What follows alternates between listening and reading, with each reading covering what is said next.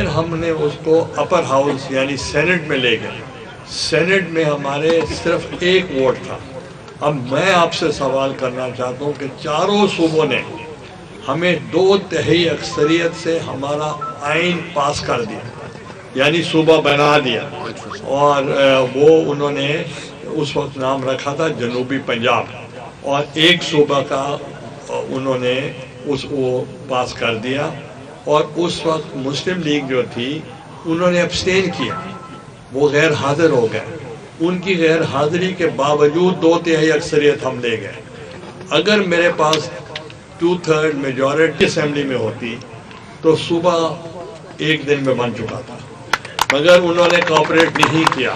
تو اب صوبہ، اب پھر آپ دیکھیں کہ عمران خان صاحب تشریف لائے اور ایک آزاد گروپ بنا جو اب بھی بن رہا ہے.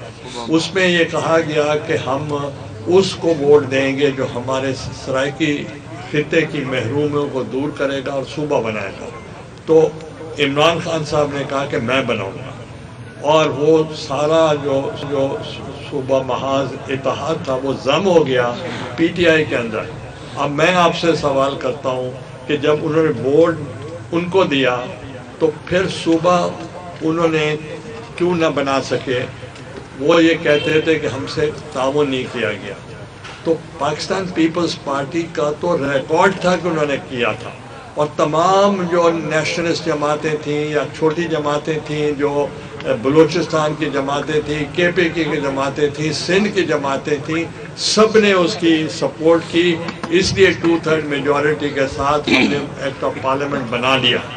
مگر اب اگر باقی جماعتیں، ہمارا تو منشور کا حصہ، اور بلاول بھٹو کھل کر بات کرتے ہیں کہ جو سرائیکی خطے کی محرومیاں اس کو ہم دور کریں گے، محکومیوں کو دور کریں گے. ہم کمپٹیشن نہیں کر سکتے کیونکہ نہ ہم سروس میں کر سکتے ہیں، نہ ہم کسی اور سرکاری ملازمتوں میں کر سکتے ہیں. یہ اس وقت ہو سکتا ہے جب آپ کا اپنی اسمبلی ہو، اور آپ کی اپنا چیف منسٹر ہو، آپ کا اپنا گورنر ہو، آپ کا اپنی سینٹ میں نمائندگی ہو، یا آپ کا اومبڈسمین ہو، آپ کا ہائی کورٹ ہو.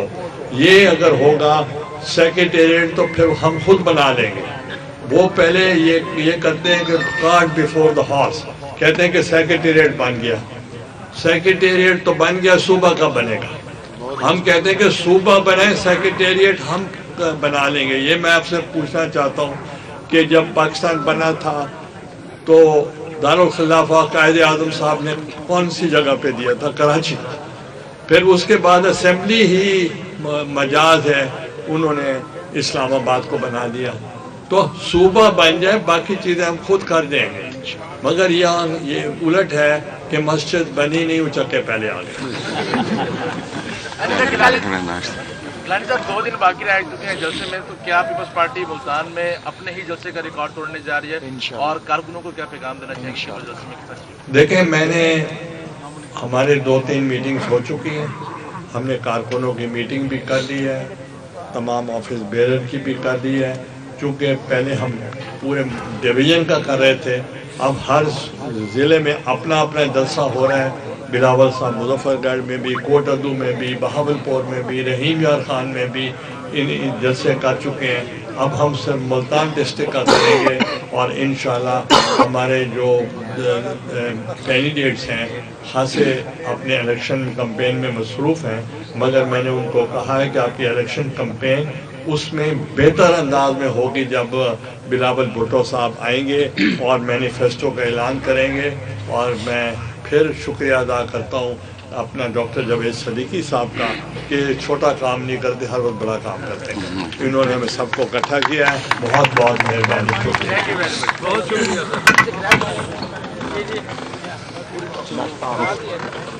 پھر ہم نے اس کو اپر ہاؤس یعنی سینٹ میں لے گئے. سینٹ میں ہمارے صرف ایک ووٹ تھا.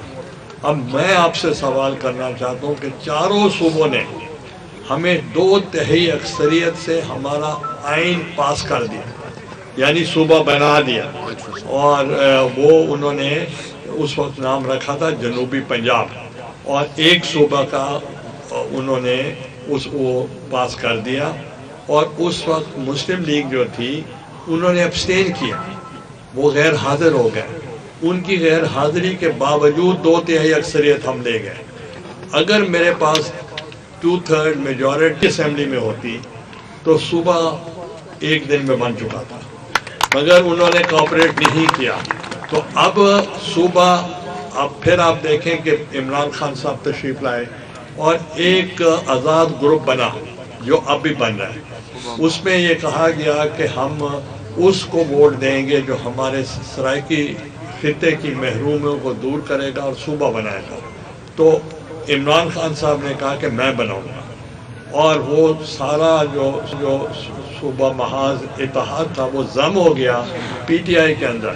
اب میں آپ سے سوال کرتا ہوں کہ جب انہوں نے ووٹ ان کو دیا تو پھر صوبہ انہوں نے کیوں نہ بنا سکے؟ وہ یہ کہتے تھے کہ ہم سے تعاون نہیں کیا گیا.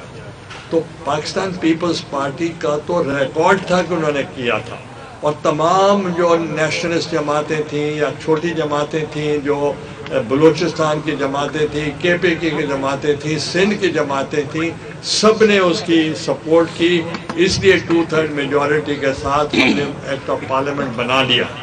مگر اب اگر باقی جماعتیں، ہمارا تو منشور کا حصہ، اور بلاول بھٹو کھل کر بات کرتے ہیں کہ جو سرائیکی خطے کی محرومیاں اس کو ہم دور کریں گے، محکومیوں کو دور کریں گے. ہم کمپٹیشن نہیں کر سکتے کیونکہ نہ ہم سروس میں کر سکتے ہیں، نہ ہم کسی اور سرکاری ملازمتوں میں کر سکتے ہیں. یہ اس وقت ہو سکتا ہے جب آپ کا اپنی اسمبلی ہو، اور آپ کی اپنا چیف منسٹر ہو، آپ کا اپنا گورنر ہو، آپ کا اپنی سینٹ میں نمائندگی ہو، یا آپ کا اومبڈسمین ہو، آپ کا ہائی کورٹ ہو. یہ اگر ہوگا سیکریٹریٹ تو پھر ہم خود بنا لیں گے. وہ پہلے یہ کرتے ہیں کہ کارٹ بیفور دا ہارس، کہتے ہیں کہ سیکریٹریٹ بن گیا. سیکریٹریٹ تو بن گیا، صوبہ کب بنے گا؟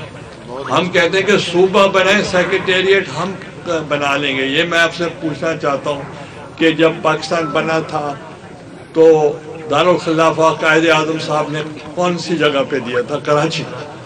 پھر اس کے بعد اسمبلی ہی مجاز ہے، انہوں نے اسلام آباد کو بنا دیا. تو صوبہ بن جائے، باقی چیزیں ہم خود کر دیں گے. مگر یہ الٹ ہے کہ مسجد بنی نہیں، اچکے پہلے آ گئے. گیلانی صاحب 2 دن باقی رہ چکے ہیں جلسے میں، تو کیا پیپلز پارٹی ملتان میں اپنے ہی جلسے کا ریکارڈ توڑنے جا رہی ہے، اور کارکنوں کو کیا پیغام دینا چاہیں گے جلسے میں؟ دیکھیں، میں نے ہمارے 2-3 میٹنگز ہو چکی ہیں. ہم نے کارکنوں کی میٹنگ بھی کر لی ہے، تمام آفس بیرر کی بھی کر لی ہے. چونکہ پہلے ہم پورے ڈویژن کا کر رہے تھے، اب ہر ضلع میں اپنا اپنا جلسہ ہو رہا ہے.